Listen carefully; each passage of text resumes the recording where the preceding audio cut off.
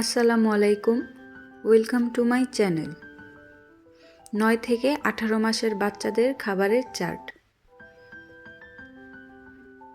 সকাল 8টা থেকে 9টা বাচ্চার ঘুম থেকে ওঠার পর সুজি অথবা চিড়ার পোলাও, ওটস, হালুয়া, ডিম, পায়েস, রুটি ইত্যাদি খাবার এক এক দিন এক এক রকম করে বানিয়ে দিতে হবে। সকাল 11টায় ডিম, ফল, রুটি, টক দই, কলা ইত্যাদি থেকে যে কোনো দুটি খাবার দিতে পারেন। দুপুর 2টা থেকে 3টা মাছ, ভাত, মুরগি, সবজি, ডাল ইত্যাদি ভাত চটকে সাথে যে কোনো 2টি উপকরণ দিয়ে খাওয়াবেন। বিকাল 5টার দিকে হালুয়া, স্যুপ, পুডিং, পায়েস, টক দই ইত্যাদি থেকে যে কোনো একটি খাবার দিবেন।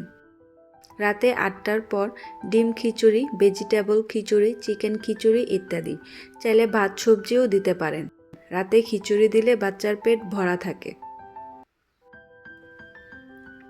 সারাদিন কিন্তু বাচ্চার চাহিদা অনুযায়ী বুকের দুধ খাওয়াতে হবে। শিশু স্বাস্থ্য বিষয়ক তথ্য ও পরামর্শের জন্য চ্যানেলটি সাবস্ক্রাইব করে সাথেই থাকুন।